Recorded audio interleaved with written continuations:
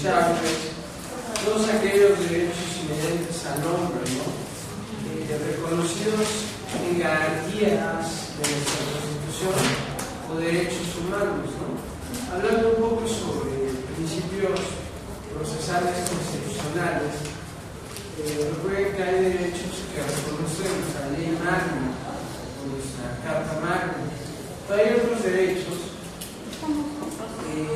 que no están establecidos en nuestra Constitución, pero que han sido reconocidos por nuestro Estado a través de tratados internacionales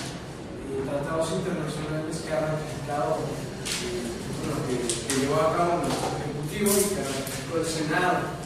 Y entonces, atendiendo al principio pro persona, o sea, tratar del mejor derecho a la persona, pues esto también se debe aplicar a favor de las personas, ¿no? Diríamos que aquí nuestras normas constitucionales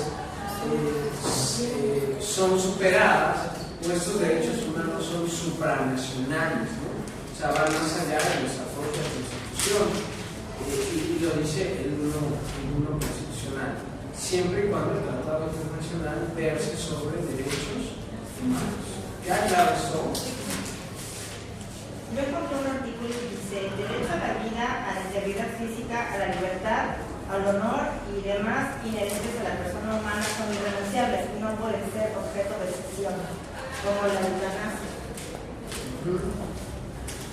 Bueno, ese es como un principio bioético, algo así.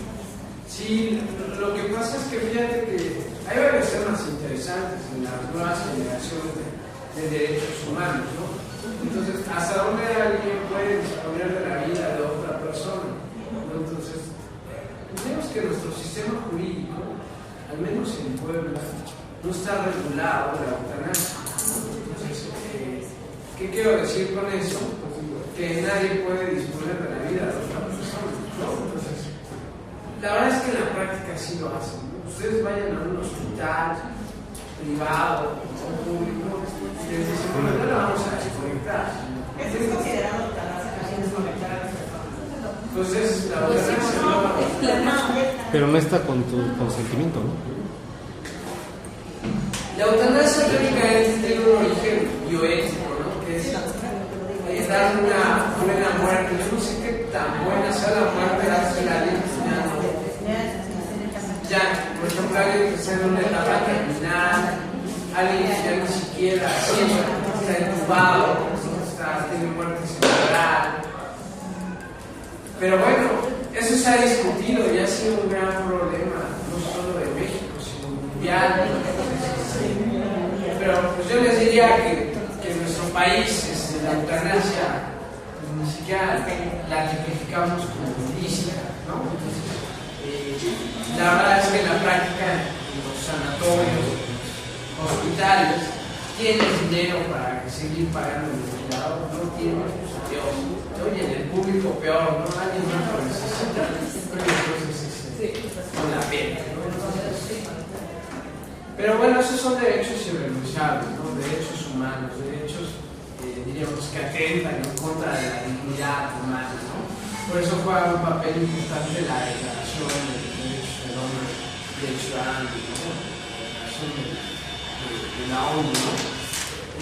Bien, ahora, ¿cuáles son derechos intransigibles? Yo compré que en materia de derecho todo asunto intransigible trata sobre que las partes no pueden efectuar la renuncia de derechos. Según la Real Academia Española, intransigible tiene varias acepciones: lo que no se puede aceptar, conseguir o tolerar, lo que no se puede dejar pasar ni ignorar, lo que no puede ser burlado porque es forzado, lo que no puede ser objeto de transacción. Ok, ¿alguien tiene ejemplos de derechos intransigibles? ¿Trae su código? Sí. Chéquense. Bueno, y ahorita vamos a... La donación sería un derecho intransigible. No. Yo digo que los derechos intransigibles son derechos que no son negociables, que no pueden ser objeto de transacción. Muy bien. Y entonces por eso es importante ver, digamos que nos vamos a adelantar a ver la figura de la transacción, ¿no? Ya que estamos tratando ese tema. Creo que me parece que contrato de concesión.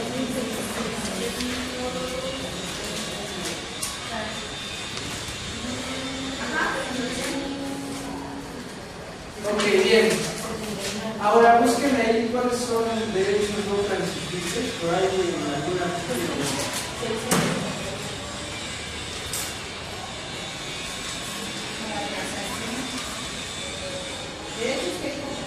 no transigibles o intransigibles. Solo dice no se puede transigir sobre el estado civil de las personas y sobre la validez del matrimonio. Ok. Entonces, por obvias razones, esos son derechos ¿qué? Intransigibles. El Código Civil marca que no se puede transigir en cuanto al estado civil de la persona, es decir, que alguien sea ¿qué?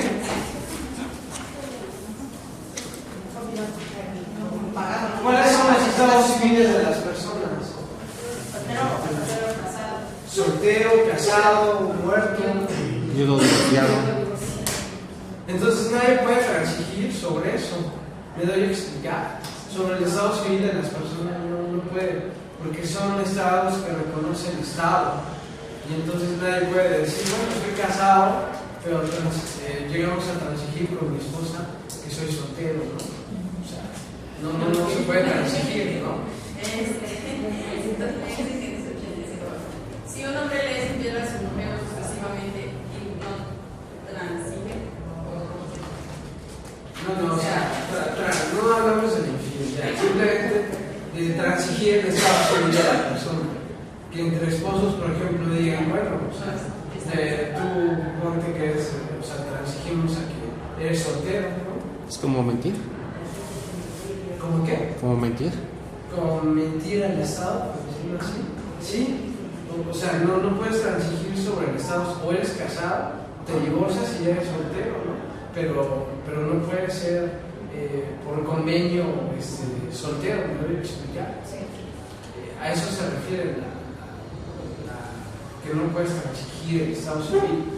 Entonces, oye, estás muerto para que pueda heredar tus bienes, ¿no? O sea, tienes que morirte, ¿no? O sea, tiene que declararse. Y el Estado tiene que emitir un acta de defunción. Me doy a explicar. ¿Y cuál otro era intransigible, compañero? y sobre la validez del matrimonio. Pues otro, ¿no? Entonces nadie puede decir, es que nuestro matrimonio es inválido, ¿no? O sea, y vamos a transigir, ¿no? O sea, te casaste, pues demuestra con la nulidad, ¿no? Absoluta que ese matrimonio hubo vicios, pero no puedes transigir que no fue válido, porque se presume que es válido. ¿Me doy a explicar? Esos derechos los marca la ley como intransigibles, o sea, los estados civiles y la validez del matrimonio no se pueden transigir con las partes. Bueno, ya que estamos viendo transacción, voy a definir qué es la transacción, ¿no? Que sería la tercera especie, antes de ver el perdón del civil, para acabar con lo civil. Transacción, tercera especie de la composición.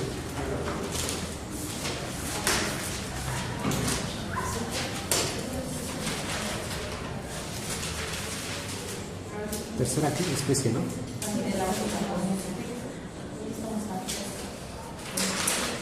Es un medio de autocomposición bilateral.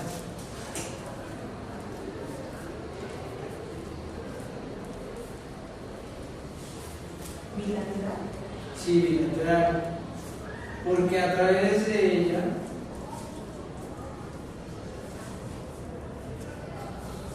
las dos partes solucionan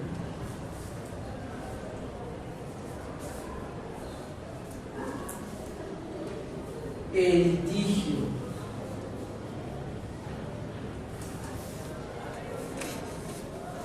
Renunciando parcialmente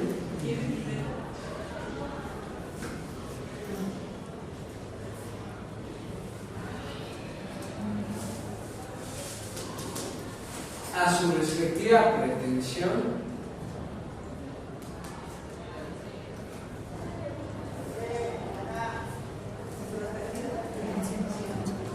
y resistencia. Y resistencia.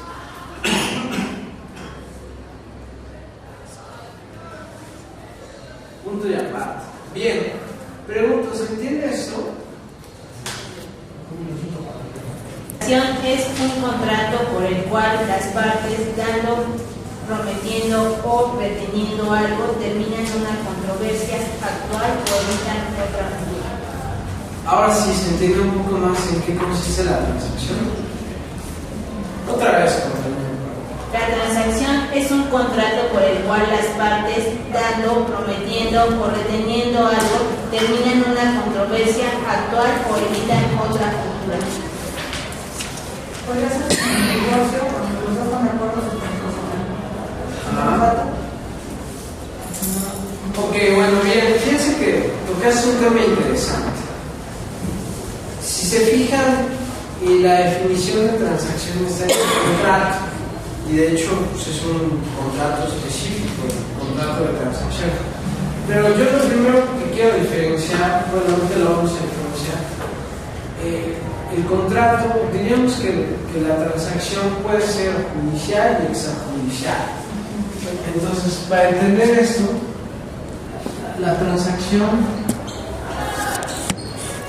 es extrajudicial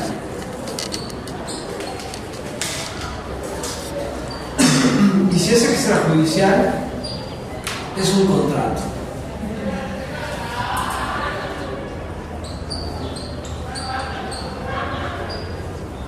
Pero si es judicial, es un convenio.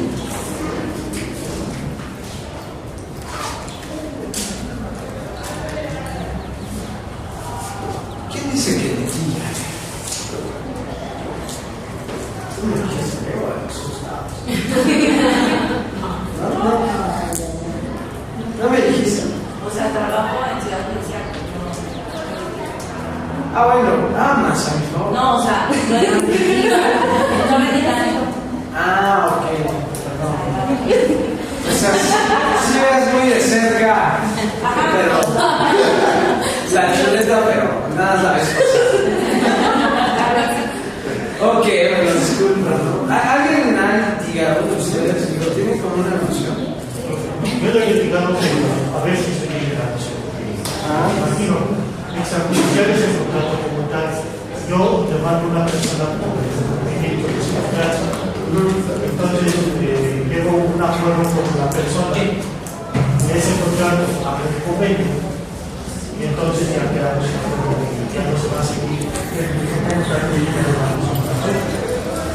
Quiero que lo dejes esa forma. No sé si me expliqué más o menos. Más o menos, pero a ver, yo lo primero que les tendría que decir es que se diferencia entre contrato y convenio. Búscate el 1400. No es nada contrato. El contrato en lo general y el convenio. El convenio necesita el contrato. No me Bueno, El convenio si no hay contrato. sí. Yo sé que no han visto obligación.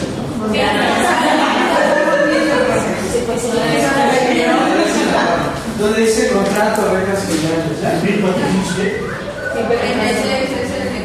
Ok, a ver, ¿qué dice? ¿Cómo define la ley al contrato? Como convenio de derecho civil es un acuerdo de dos o más personas para crear, conservar, transferir, modificar o extinguir obligaciones o derechos.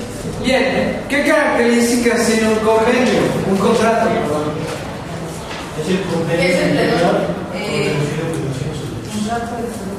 Digamos que los dos son convenios, son acuerdos de voluntades. Eso es lo común.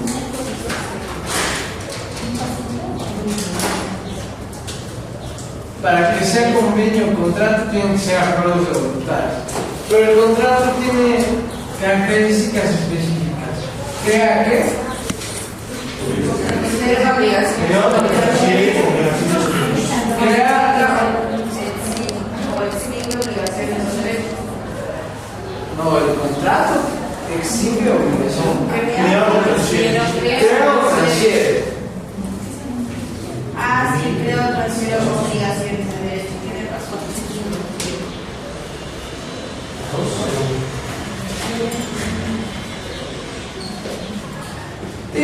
Yo creo que su maestro de civil ya se los dijo. Entonces, aquí hablamos que el contrato únicamente tiene la facultad de que crear o transferir la obligación. obligaciones. Es una fuente de las obligaciones.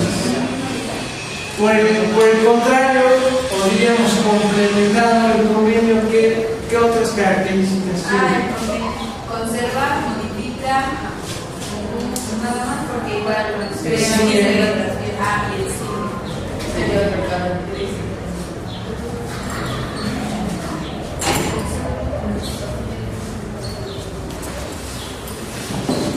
¿Y extingue qué? Obligaciones o derechos.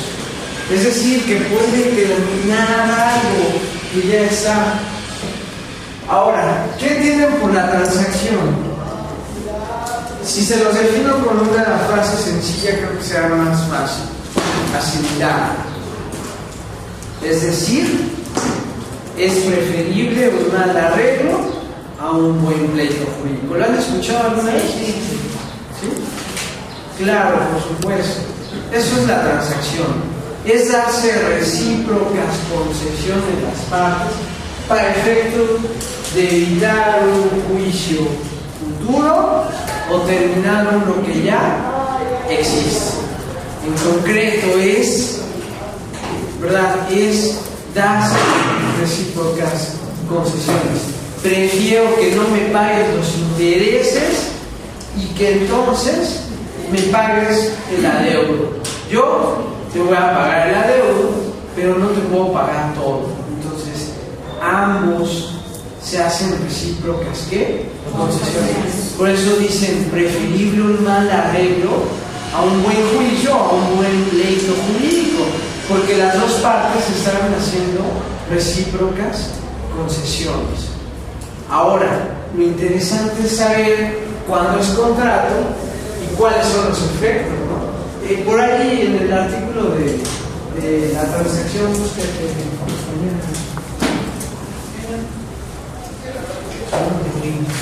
Jacqueline, por favor, pues busque a dónde es contrato, cuándo es contrato, qué formalidad se necesita. Son los primeros Contrato, convenio. Sí. No, de transacción. Otros. Que dice que al notario público.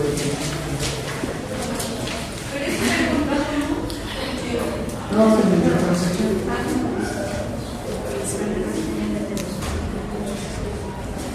Es el 200.000.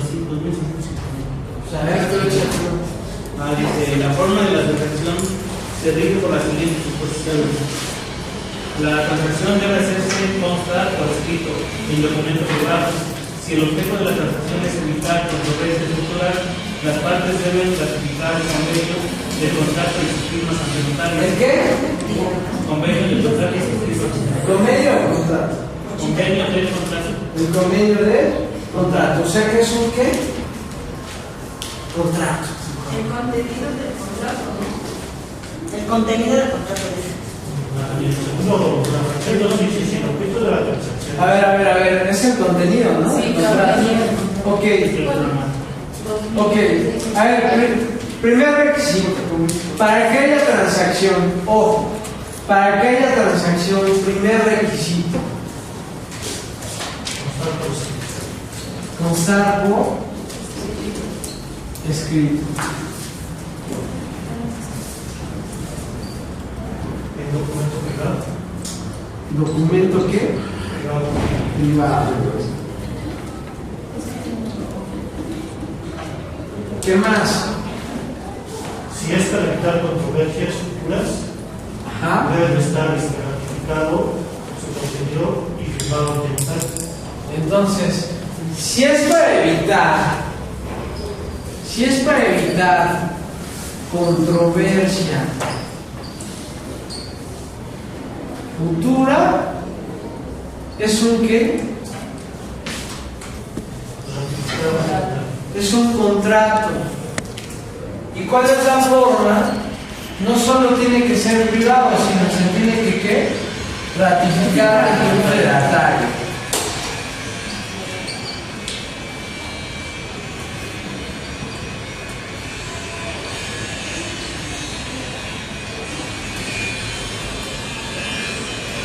¿Sí me doy a explicar? Repito, si se trata de evitar una controversia futura, entonces es un contrato y se ratifica ante el notario público.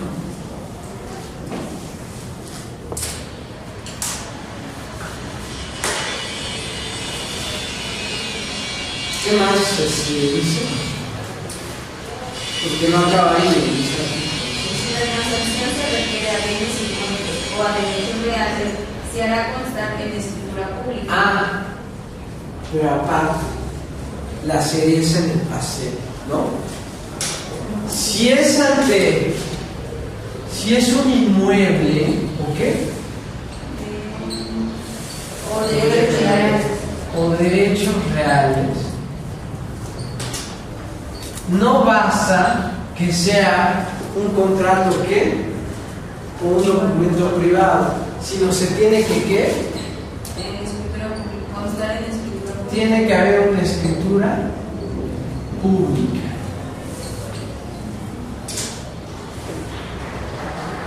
O sea, se tiene que protocolizar, tiene que inscribirse en el registro público de la propiedad.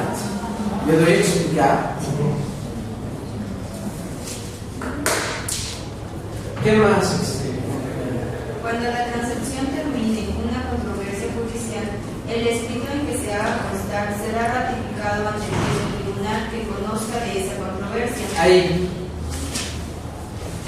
Entonces, cuando se trate de ¿qué? ¿Extinguir o cómo dice? Cuando la transacción termine en una controversia judicial, el Termine escrito en que una- se haga constar será ratificado ante el juez o tribunal que conozca de esa controversia.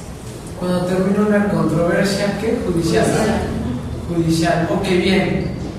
Aquí se llama convenio. No lo dice la ley, pero por obvias razones, si nos remitimos a la diferencia entre contrato y convenio, sabemos que el convenio tiene la facultad de ¿qué? De extinguir obligaciones. El contrato solo genera, es decir, genera la obligación entre las partes de evitarse una ¿qué? Controversia. Pero si ya hay pleito, tiene que ser forzosamente un ¿qué? Convenio. Y ese convenio se llama convenio de transacción judicial. Por eso se llama así, convenio de transacción judicial. ¿Qué diríamos? Sería el que realmente nos interesaría, ¿no? Bueno, o sea, si son unos previsores de evitarse controversia, pues firmen un contrato. Pero si ya está el pleito, ya está en un tribunal, ya está en los juzgados, pues entonces, si se va a terminar en los juzgados, se llama convenio de transacción judicial. Y ojo, este debe de, igual que el otro, ser ratificado ante quién? No. Pues si puede ser Ante el juez, que conozca de la controversia. ante el juez o tribunal que conozca la controversia. Nos sale sobrando que conozca la controversia. Pero aquí fíjense las diferencias. Mientras este se ratifica ante un fedatario, este ante el juez o tribunal que conozca la controversia. La mayoría de las veces nosotros vamos a celebrar convenio de transacción judicial más que contrato.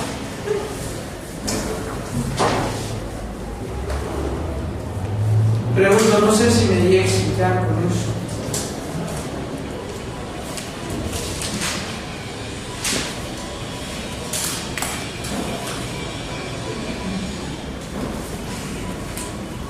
Igual, mismas características que el desistimiento y el allanamiento que vimos en la clase pasada.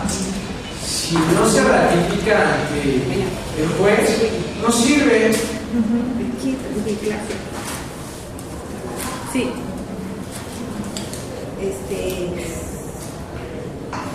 ¿Alguien tenía una duda? No. Seguro. Nada más para unirse y la el artículo 2685 también nos dice qué cosas no se pueden conseguir. Ok, ¿qué no se puede transmitir? del estado civil de las personas ni sobre la validez del matrimonio.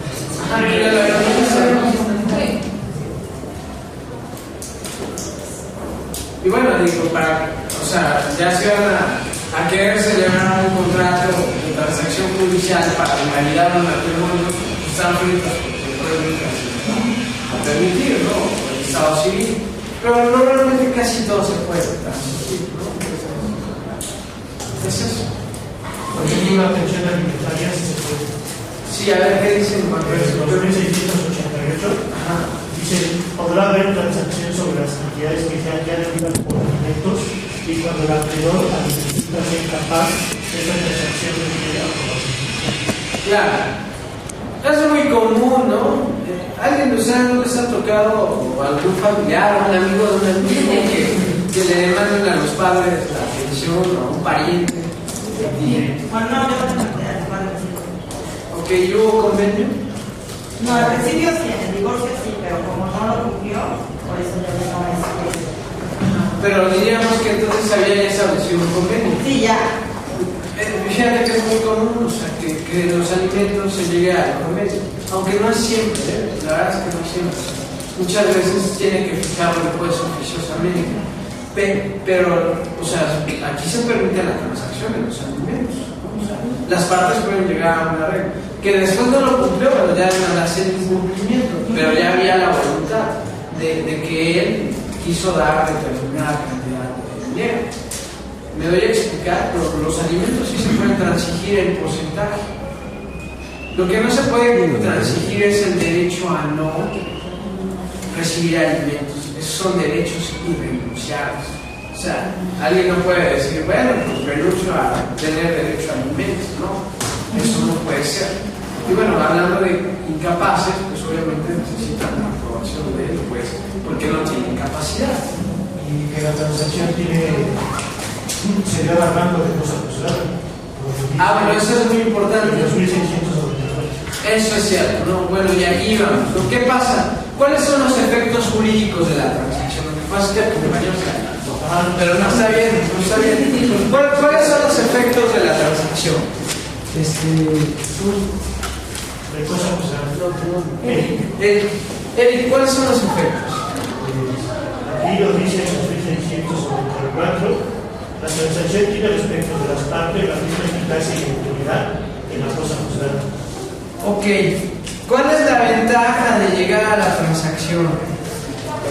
Que ese convenio se va a elevar a cosa que juzgada, y que entonces ya las partes ya no van a poder decir ya no juego ahora que haya pleito, nada, porque una vez ratificado ya sea acá o acá, se va a elevar a cosa juzgada.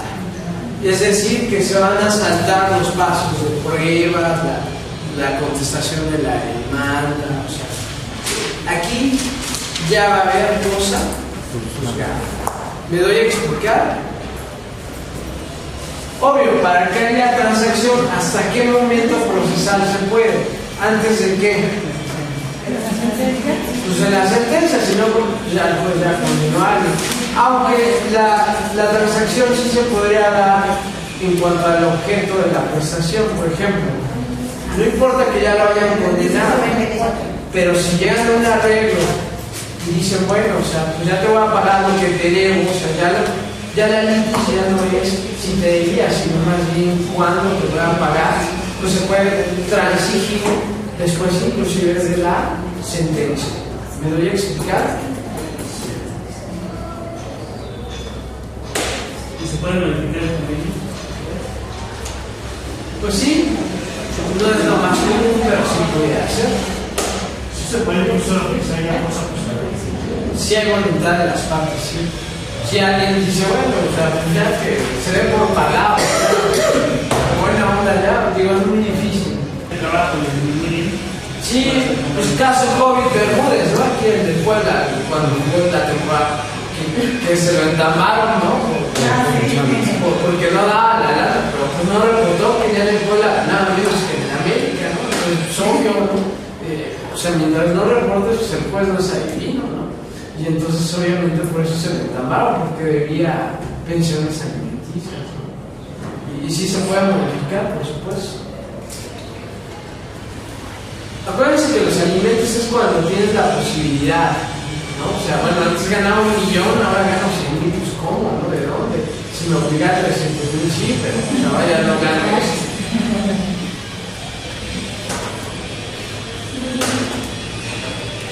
Por eso la pensión alimenticia se puede incrementar, se puede disminuir o se puede cancelar. O sea, eso es algo muy volátil, puede ser lo que sea.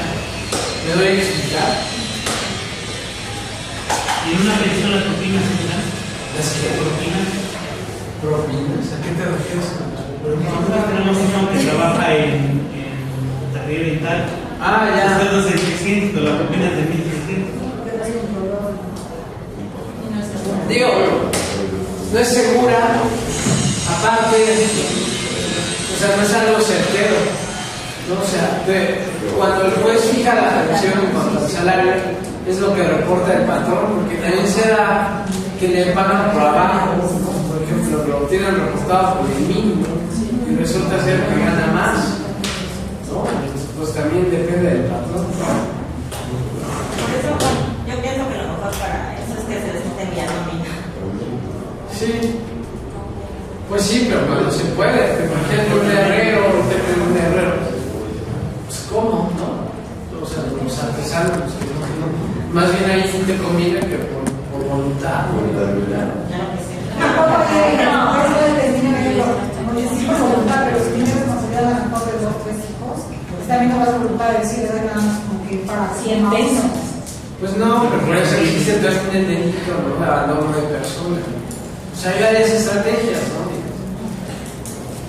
Bueno, de hecho, si se llega, en el caso que están haciendo las compañías, si se llega a comprobar que el patrón está reportando menos de lo que gana el trabajador como cuestión de pensión alimenticia, siempre fue un penal está sancionado. Sí, por supuesto. Ahí viene una parte Claro, pero no hay patrones de... Pero para poderlo demostrar. Claro, exacto, ¿no? Y ahora que hablan de eso, también algo novedoso, ya que hablan de tema. Recién la Corte se pronunció sobre la pensión de las amantes, ¿no? Que no tienen derecho a las amantes, ¿no? También el Código Civil solamente las catedrales. si la Corte ya lo metió, ya es no, acuérdate que hablamos pirámide que enseñan al 133. Claro. Como tal, el hecho que la Suprema Corte ya haya pronunciado eso no dice que pues ya no Mateo se va a derogar esta ley, sino me imagino que quiero que Sí, no, lo que pasa es que aquí hablamos de leyes que enseñan, ¿no? Pirámide de supremacía. Acuérdense que el 133 nos dice leyes federales, tratados internacionales y constitución son la ley suprema, ¿no? Y ya las locales se tienen que arreglar, y si la local viola una disposición federal, ya viola. Permítanme un tantito. Bueno, la Corte sea lo mejor, porque también tiene sus defectos muy grandes y muchos, ¿eh?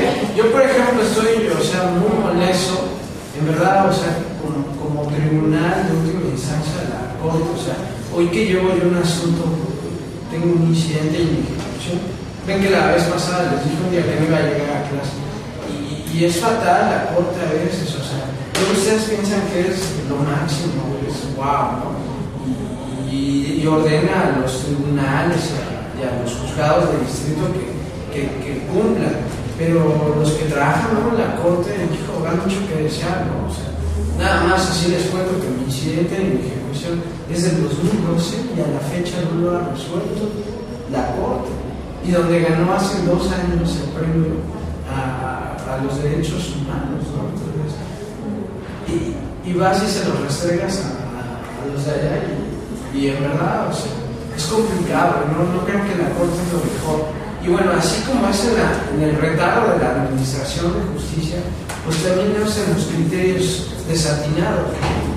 El único consuelo que podemos tener es que, bueno, si hay un tratado internacional que protege ese derecho, pues aplicado al principio por persona, pues pueden ir a cortes internacionales, ¿no? la Corte Interamericana, ¿no? Por ejemplo, sería la que nos tocaría, ¿no? Pero es un proceso después de la Corte, ¿no? Pero bueno, de acuerdo a la legislación, pues, si la Corte ha pronunciado, pues ya se tiene que acatar. ¿No? ¿Queda claro eso? Sí. Ahora, pues con eso terminamos las figuras civiles de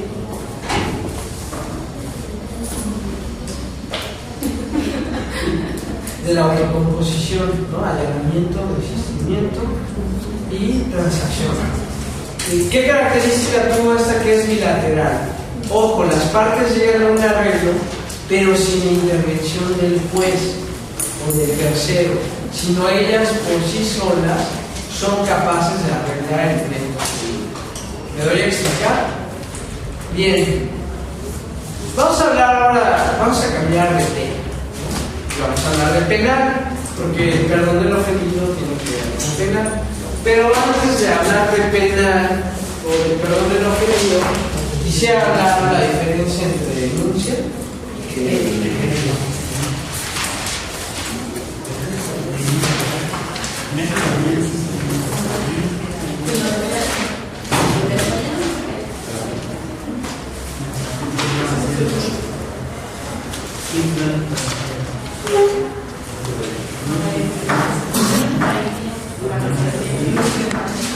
¿Quién dice yo?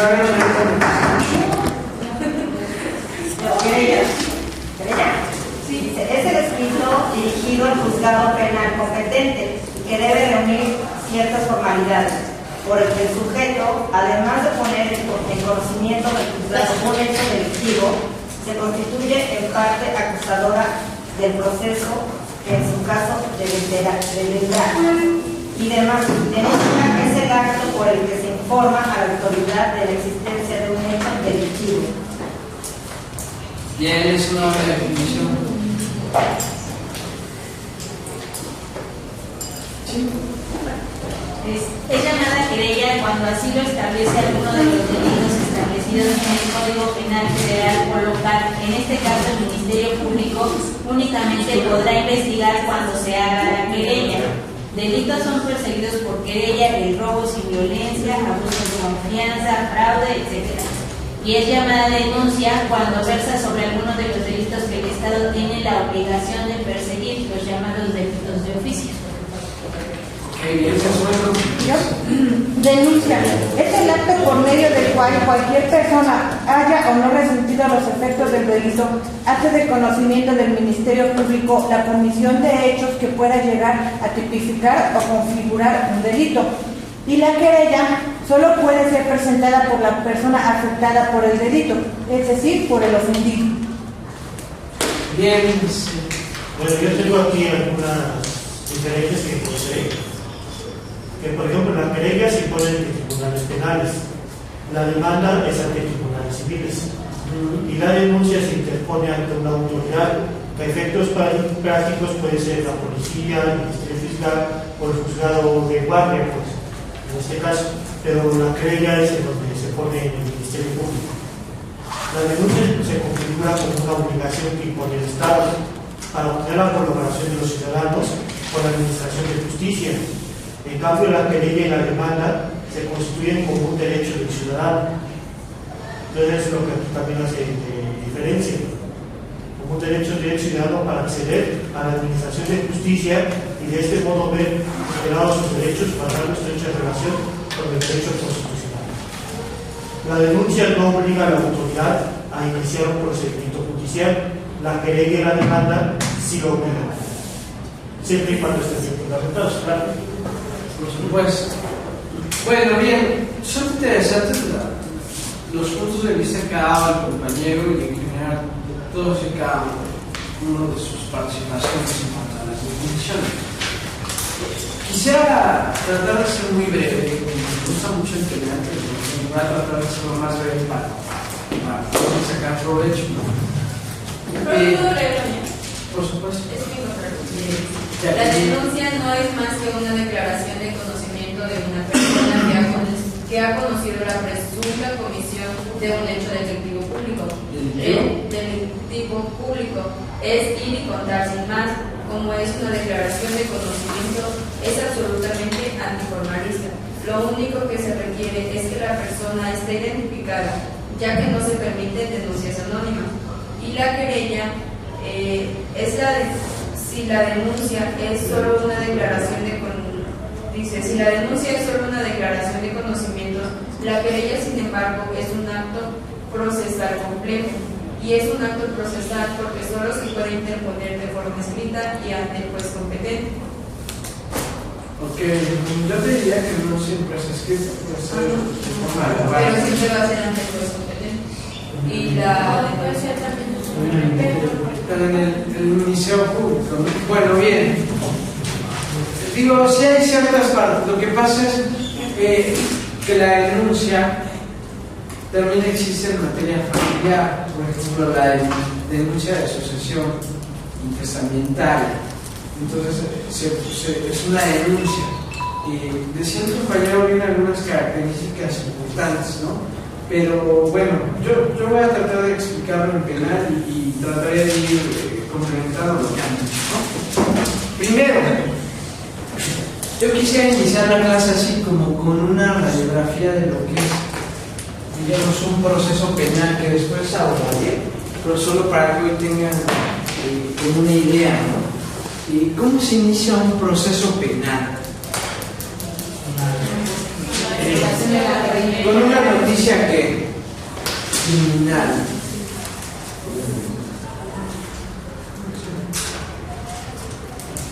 Recuerden que hablamos de un derecho que público, ¿no? ¿A quién le toca investigar los delitos? El ministerio. Entonces, el Ministerio Público investiga los delitos, ¿no? Y diríamos que esta noticia criminal tiene que darse por requisitos de procedibilidad.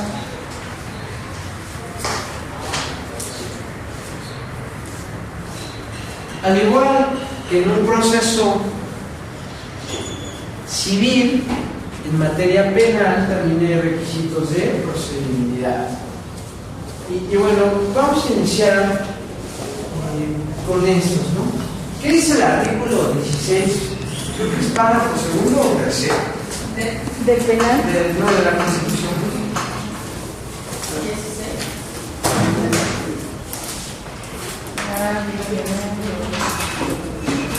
Donde dice no podrá librarse de obligación. Párrafo tercero. Párrafo tercero. Artículo 16. No podrá liberarse orden de aprehensión sino por la autoridad judicial y sin que proceda denuncia o querella de ¿Sin que preceda? Y sin que preceda denuncia o querella de un hecho que la ley señale como delito. Ok, bien, hasta ahí vamos. Entonces, ¿cuáles son los requisitos para que se pueda dar una noticia criminal de acuerdo a nuestra Constitución? Son dos: denuncia o querella.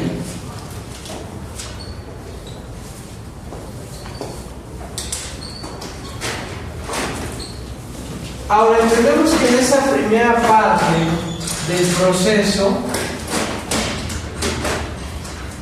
¿quién investiga los delitos? El Ministerio Público. Artículo 21 constitucional, por favor.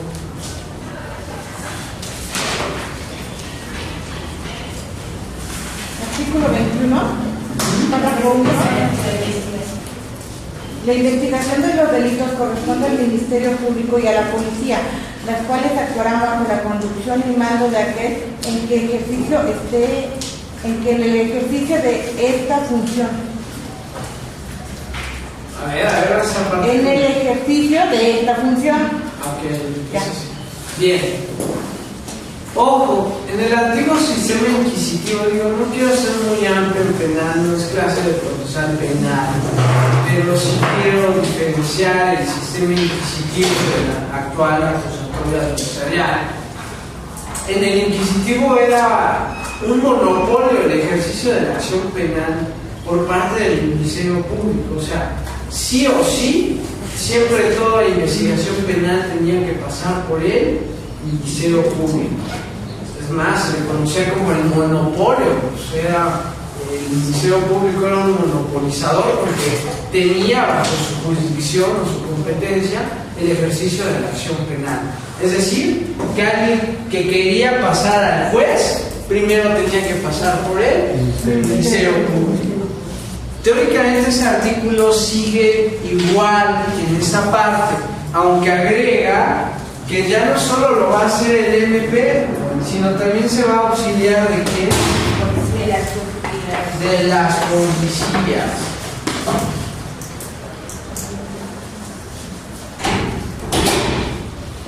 Diríamos que esta es una parte interesante del nuevo sistema, ¿no? Que la policía tiene un rol más participativo. Hagan de cuenta una policía gringa, se la imaginó nuestro legislador, ¿no? Se la imaginó, siempre se la imaginó, ¿no? Que el policía es un inspector, es un investigador, que también tiene participación en la investigación.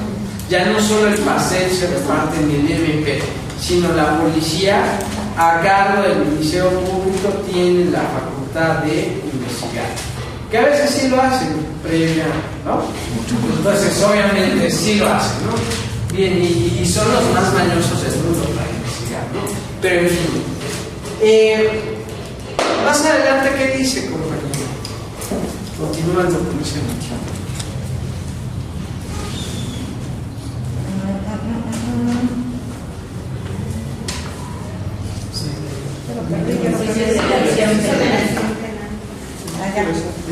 El ejercicio de la acción penal ante los tribunales corresponde al Ministerio Público.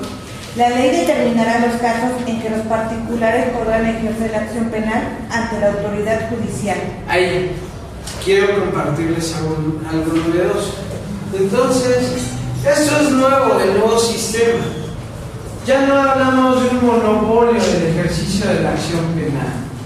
No, antes el ejercicio era monopolio del MP. Diríamos que ahora el MP tiene un 85% de ese monopolio. No creo que cambió mucho. Y los particulares pueden ejercer ¿qué? La acción penal sin el Ministerio Público en un 15% aproximadamente, ¿no? Algo. ¿Qué dice cuando la ley determine los casos en los que procede? Ustedes de tarea me van a consultar en el Código Nacional de Procedimientos Penales esos casos que establece la ley en cuanto se puede promover la acción por los particulares sin la intervención del MP. No tienen que hacer otra cosa más que leer el capítulo, así se llama, el ejercicio de la acción penal por los particulares. Les resumo que son delitos no graves, delitos cuya sanción no es máxima 5 años, entonces es muy reducido el número de delitos. ¿Pero qué implica eso? Que los particulares se salten esta etapa del Ministerio Público y que la hagan por sí solos y le den a conocer al juez, ¿verdad? Obviamente su pretensión, su acción, sin necesidad de pasar por el MP, sin el filtro del Ministerio Público. ¿Hasta aquí vamos bien? Bueno, digo, ahí me va a detener un poco. Siempre hablo mucho de procesal constitucional porque es más interesante, ¿no? Creo que es importante conocer los principios procesales constitucionales, ¿no? Para entender el proceso. Bien, ahora regresamos a denuncia y querella porque ya me empecé a desviar, ¿no? Mucho, ¿no? Entonces vamos a regresar a denuncia y querella. Lo primero que quiero que entiendan es que las dos son noticias criminales que se le dan a la autoridad para que conozcan, digamos, la investigación de los delitos. ¿Quién es? El Ministerio Público. Ahora, la diferencia entre denuncia y querella estriba en que, bueno, para empezar, las dos son noticias criminales, pero la forma en cómo se da, ¿no? Diríamos que la denuncia la puede dar a conocer cualquier persona.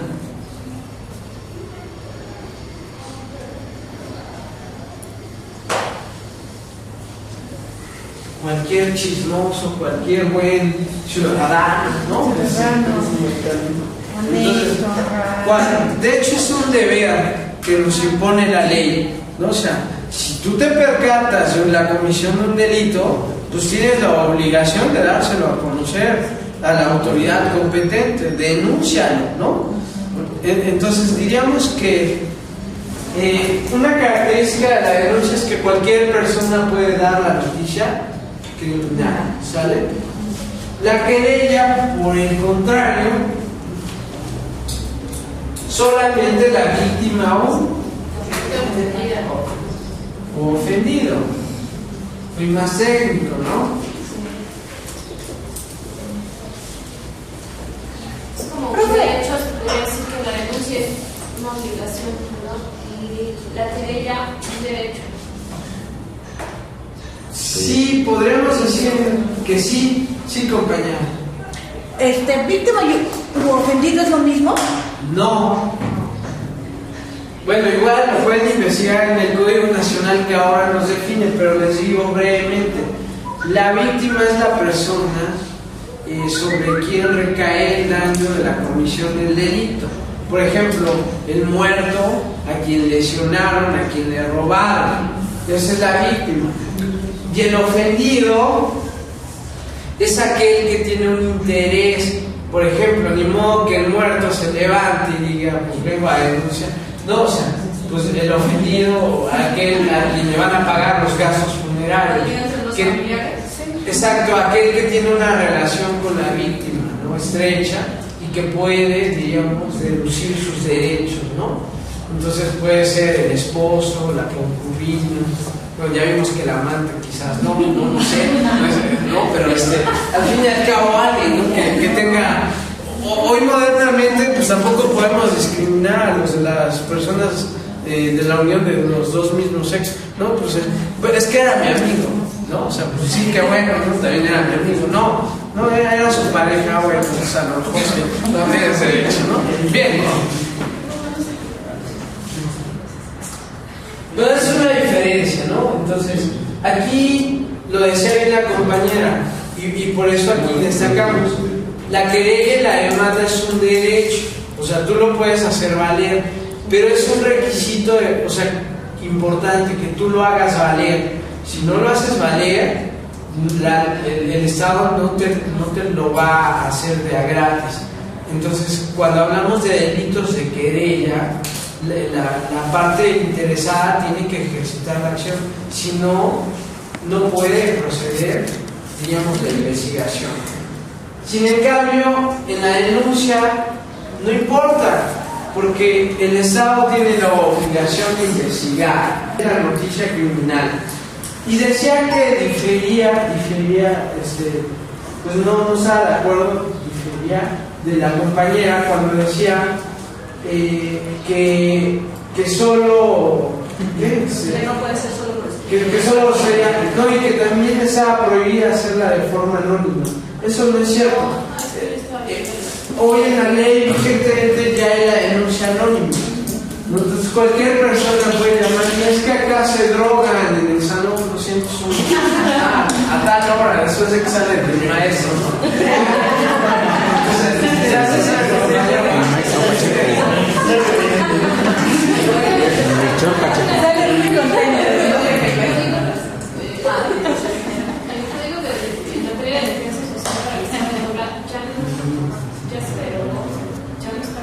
A ver, ok, bien. Que les quede muy claro qué es lo que se derogó con esta reforma. Lo único que hay es un Código Nacional de Procedimientos. Los códigos penales de todos los estados siguen vigentes. ¿Por qué? Porque hablamos de una federación y todos los estados son libres y soberanos para legislar. Que se ha unificado el criterio por todos los estados que estuvieron de acuerdo en que hubiera un código nacional es diferente. Tanto a nivel estatal como federal es el mismo mismo Código Nacional de Procedimientos. Pero en materia sustantiva, todos los estados son libres y soberanos para tipificar los delitos que quieran o que no quieran. Lo único que rige el procedimiento es un código único llamado el Código Nacional. Entonces, de procedimientos de defensa social de Boca ya no se utiliza. Diríamos que ya no, depende. O sea, para los nuevos delitos, cuando entró en vigor, ya no. Para los anteriores que se cometieron y que había etapas pendientes de desahogar, se sigue aplicando.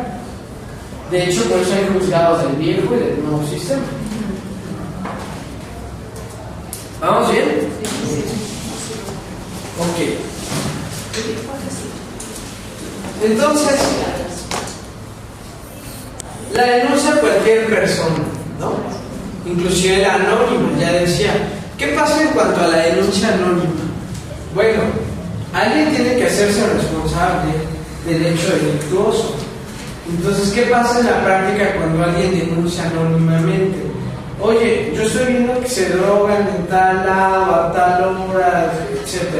Pero yo no me quiero meter en problemas porque es mi alumno, porque es mi vecino, porque es mi familiar, por lo que ustedes quieran. No quiero que aparezcan mis datos, pero el Estado no puede decir, ah, sí, no te preocupes, ahorita lo intentamos, ¿no? Y entonces, no, porque el Estado tiene que hacer una acusación y decirle quién lo acusa y por qué, y no puede decir el signo de interrogación, ¿verdad?, que acusa. Entonces, ¿qué pasa en estos casos de cuando hay una denuncia anónima? Tiene que constituirse la policía y corroborar, ah, sí, se están drogando a tal hora. Entonces yo, agente tal, investigué de acuerdo a una noticia, una denuncia anónima, y yo me hago responsable de la denuncia. Y entonces ya ahí tiene forma.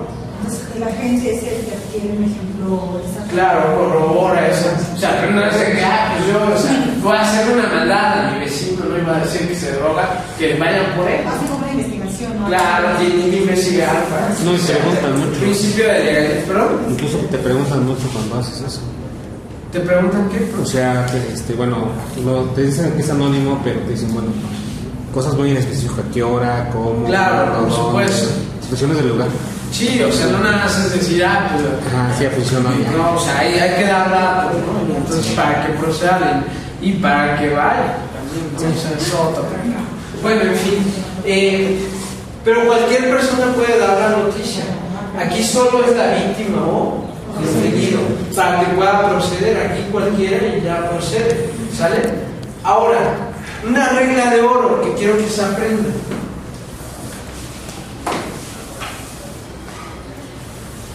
Regla. Los delitos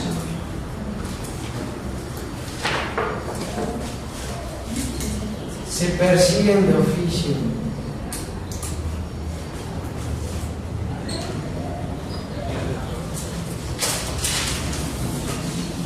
¿Qué quiere decir esto? Que el Estado tiene la obligación de ¿qué? De nada más con que tenga la noticia criminal, tiene la obligación de investigar. La excepción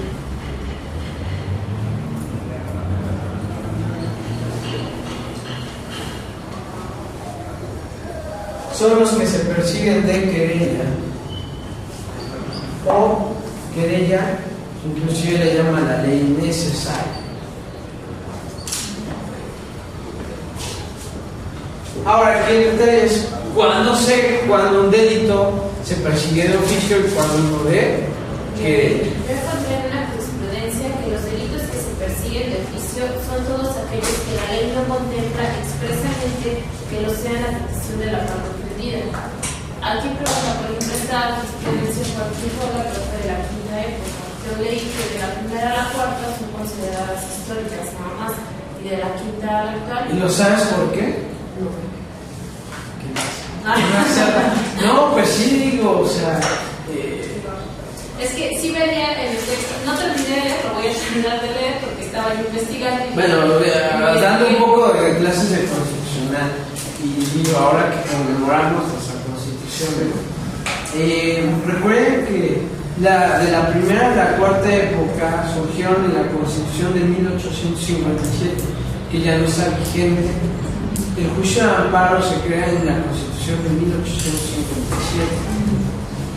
Del tiempo que estuvo vigente, es decir, de 1857 a 1916 o 17, primeros días de 17, hablamos de la primera a la cuarta época. Se llama histórica porque ya no puede aplicarse actualmente, ya hay una constitución vigente. Por eso, ahora que busquen jurisprudencia, siempre lo encontrarán a partir de la quinta época. La Constitución de 1917 dio como origen la quinta época. Actualmente estamos en la 10ª época. En 100 años hemos tenido, diríamos, solo 6 épocas, ¿no? 6 épocas, ¿no? Entonces, no hay un tiempo determinado para escogerse, sino son hechos relevantes, ¿no? Por ejemplo, lo que dio creación a la 10ª época fue la implementación de los derechos humanos en la Constitución, pero entonces no hay así como una regla. Ahora, ¿es correcta esa jurisprudencia? O sea, puede ser de la quinta o de la 10ª época. Diríamos que ya hablamos de jerarquía. Si la de la 10ª época contradice a la de la quinta época, pues se tiene que aplicar la de la 10ª. Pero si la de la quinta época no ha sido no se ha contradicho o no ha habido otro nuevo criterio, pues tiene que prevalecer, y hasta la fecha prevalece así. ¿Qué es lo que nos determina que un delito sea de oficio o de querella? La ley. Cuando la ley no exprese tramitación especial, se entiende que es entonces el delito se persigue de oficio. Cuando la ley te dice es de querella, entonces tendrá que ser de querella. Bien, ahora esto es muy importante y yo sería un poco más técnico. Ya lleva penal, ¿no? Entonces yo diría que no es más, ni siquiera son delitos, son tipos penales. Y voy a poner un ejemplo ahorita, ¿no? Léanse el 306, fracción primera y segunda. Código penal del Estado de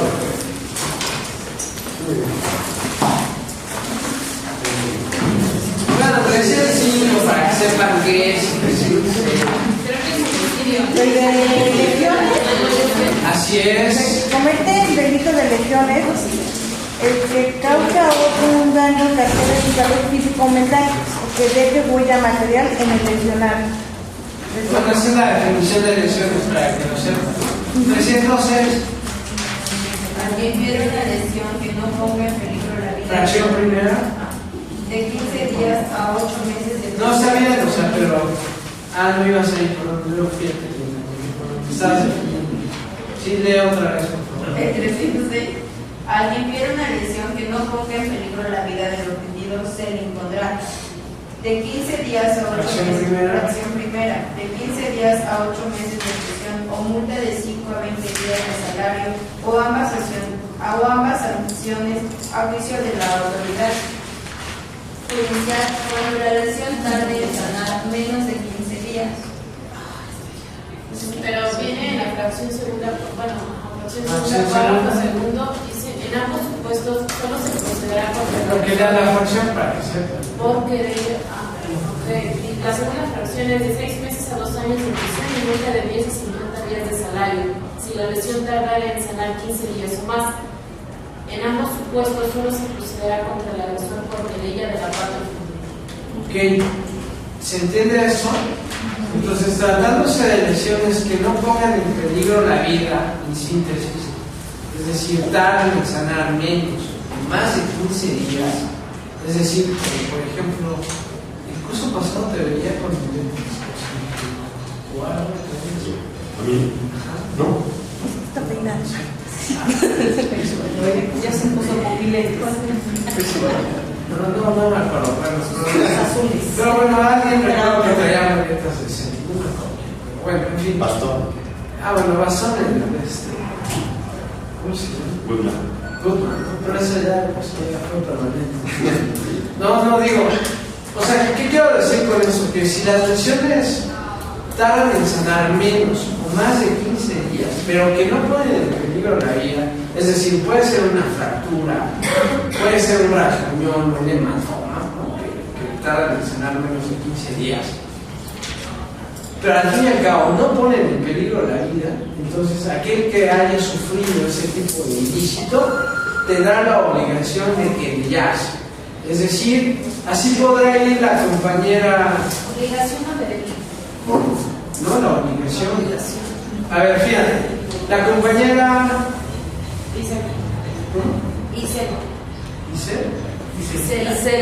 Isela, se percata que el compañero Miguel le recetó una madrina al compañero Miguel. Digo un hematoma, ¿no? Le dejó el ojo, dale, ¿no? Entonces, la compañera como buena amiga, buena compañera, va y denuncia. ¿Procederá en la acción penal? No. Bueno, le van a decir, ¿saben qué le va a decir el Ministerio Público? Le damos las gracias por ser una buena ciudadana, pero ¿qué creen? Necesitamos que él se querelle para que pueda proceder la acción. Qué bueno que nos vino a contar la noticia criminal, ¿no? Pero para que va a proceder, ¿no? Pero ¿qué pasa si está grave o lo que sea? Casi está muy... Bueno, si es grave, entonces ella sí puede ir a contar el chisme, porque ¿qué creen? Ahí, cuando hablamos de lesiones que ponen en peligro la vida, ya no establece que sea de querella necesaria. Puede ir cualquier buen ciudadano, como la compañera, ¿no? Entonces, a denunciar. ¿Me doy a explicar? Sí. Y ahí hablamos de un delito que teóricamente se llama lesiones, aunque los tipos son diferentes. Si son menos de 15 días o más, pero que no ponen en peligro querella. Si ya ponen en peligro la vida, entonces ya es de oficio. O bueno, no solo que pongan en peligro, sino que también que dejen una cicatriz en la cara, tal si el compañero ubica de su rostro, ¿no?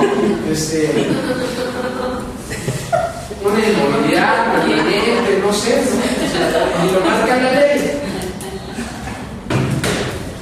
Pierde una extremidad, etcétera, ¿no? Pues creo que te gustan las motos, ¿no? No tengo una mala idea. Y está también. Como que te ves.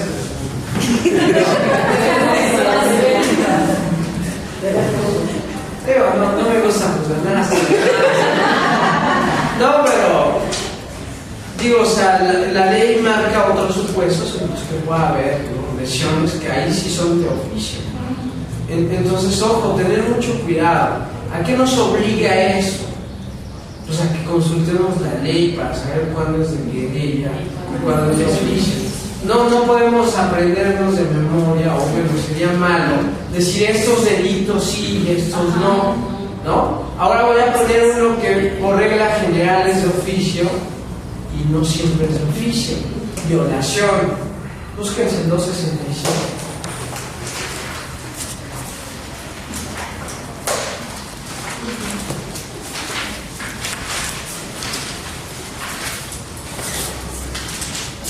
Que por medio de la violencia física o moral tuviera cópula con una persona, sea cual fuere su sexo, se le aplicarán de 8 a 20 años de prisión y multa de 50 a 500 días de salario. Se entiende por cópula la introducción del pene en el cuerpo humano por vía vaginal, anal o bucal. Cuando el sujeto pasivo sea menor de 18 años de edad y mayor de 70, se aplicará la sanción establecida en el primer párrafo. En el caso previsto por la fracción séptima del artículo 269 del presente código, solo se procederá contra el responsable por querella de parte ofendida. A ver, entonces, ¿cuándo es eso? 269, fracción séptima del 269. Y es por un cónyuge contra el otro. Cónyuge, perdón.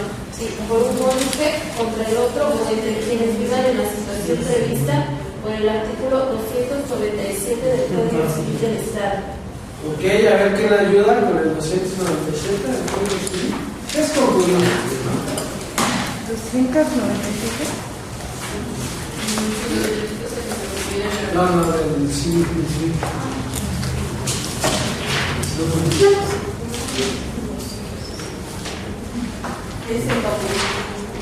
¿Sí? A ver, compañeros. ¿Qué es la unión? El concubinato es la unión de hecho entre un solo hombre y una sola mujer, que estando en la actitud de contraer matrimonio entre sí, no lo han celebrado en los términos que la ley señala y hacen vida en común de manera notoria y permanente, situación que solo podrá demostrarse si han procreado hijos o han vivido públicamente como marido y mujer durante más de 2 años continuos. ¿Se entiende eso? Entonces, ¿cuándo la violación es de querella? Cuando surge el concubinato. ¿Cuándo qué? ¿Surge el concubinato? No. Cuando es menor a los 12 años. Desde querella.